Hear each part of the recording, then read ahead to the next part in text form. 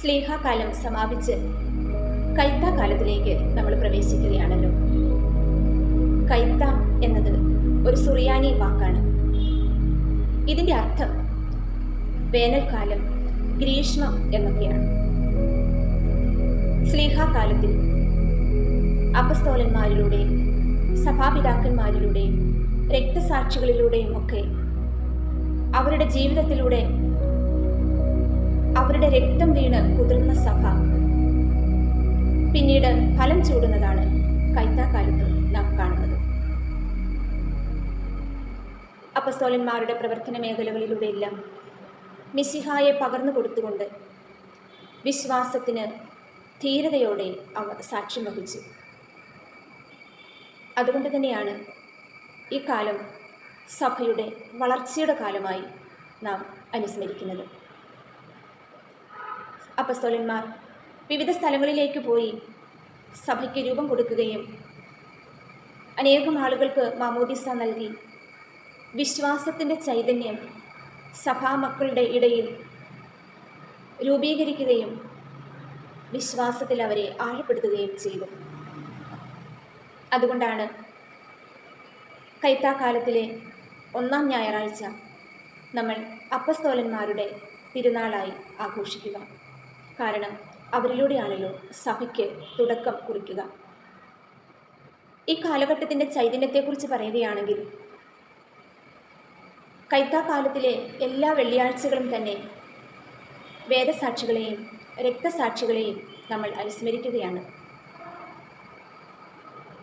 തങ്ങളുടെ ജീവിതത്തിലൂടെ മിശിഹായെ അനുകരിക്കുകയും അനേകർക്ക് തങ്ങളുടെ ജീവിതത്തിലൂടെ മിശിഹായെ പകർന്നു കൊടുത്തുകൊണ്ട് ധീര രക്തസാക്ഷിത്വം വരിക്കുകയും ചെയ്തവരാണ് ഈ പുണ്യാത്മാക്കളെല്ലാം. അതുകൊണ്ട് ഈ കാലഘട്ടത്ത് അവരെ അനുസ്മരിക്കുകയും അവരുടെ വിശ്വാസ ചൈതന്യം സ്വജീവിതത്തിലേക്ക് പ്രാവർത്തികമാക്കുകയും ചെയ്യുക ഏറ്റവും ഉചിതമാണ്.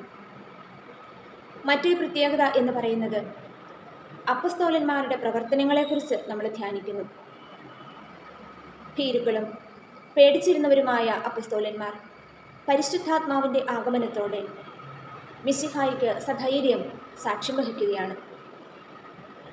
എല്ലാ മേഖലകളിലേക്കും കടന്നു ചെന്ന് ധീരതയോടെ ഒന്നിനെയും ഭയപ്പെടാതെ വിശ്വാസത്തിന് സാക്ഷ്യം വഹിക്കുന്ന അപ്പസ്തോലന്മാർ അവരുടെ വിശ്വാസ തീക്ഷ്ണതയും പ്രേക്ഷിത ചൈതന്യവും പിന്നീട് സഭയ്ക്ക് രൂപം നൽകുകയാണ്. തുടർന്ന് നമുക്ക് ദൈവിക രഹസ്യത്തിൻ്റെ വെളിപാടുകളെക്കുറിച്ച് ഈ കാലഘട്ടത്ത് ധ്യാനിക്കാം.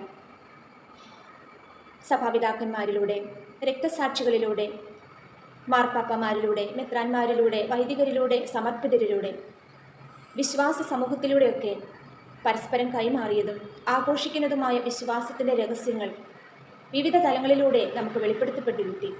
അത് നമ്മൾ ആഘോഷിക്കുകയും അനുസ്മരിക്കുകയും ചെയ്യുന്നത് ഇക്കാലഘട്ടത്തിന് ഏറ്റവും ഉപയുക്തമാണ്. വീണ്ടും നമ്മൾ ഈ കാലഘട്ടത്തെ അനുസ്മരിക്കുക മിശിഹായുടെ രണ്ടാം വരവിനെക്കുറിച്ചാണ്. ഈശോ ഉത്ഥാനം ചെയ്ത് സ്വർഗത്തിലേക്ക് കടന്നുപോയി എങ്കിലും അവിടുന്ന് വീണ്ടും വരും എന്നുള്ള പ്രതീക്ഷയോടെ കാത്തിരിക്കുന്ന വിശ്വാസ സമൂഹം. അതുകൊണ്ടാണ് കൈത്താക്കാലം കഴിഞ്ഞ് നമ്മൾ ഏലിയാ സ്ലീഹ മൂശാകാലം പ്രത്യേകമായി അനുസ്മരിക്കുക. ഈശോയുടെ രണ്ടാം വരവിന് വേണ്ടി പ്രതീക്ഷയോടെ കാത്തിരിക്കുന്ന വിശ്വാസി സമൂഹം. ഈ ചൈതന്യമൊക്കെ കൈത്താക്കാലത്തിൽ കൂടുതൽ സഭാസ്നേഹവും പ്രേക്ഷിത ചൈതന്യവും വിശ്വാസ തീക്ഷ്ണതയും വിശ്വാസികളിൽ വളരുവാൻ ഏറെ സഹായകമാണ്. അതിനാൽ കൈത്താക്കാലത്തിൻ്റെ ചൈതന്യം നഷ്ടപ്പെടുത്താതെ സഭയിൽ സ്നേഹപൂർവ്വം സന്തോഷപൂർവ്വം ആയിരുന്നുകൊണ്ട് പ്രാർത്ഥനയോടെ വിശ്വാസത്തിൻ്റെ ചൈതന്യം കാത്തു സൂക്ഷിക്കുന്നവരും പങ്കുവയ്ക്കുന്നവരുമായി ഈ കാലത്തിൻ്റെ ചൈതന്യം നമുക്ക് ജീവിക്കാം. അതിന് ഈശോ മിശിഹ നമ്മെ ഓരോരുത്തരെയും അനുഗ്രഹിക്കട്ടെ.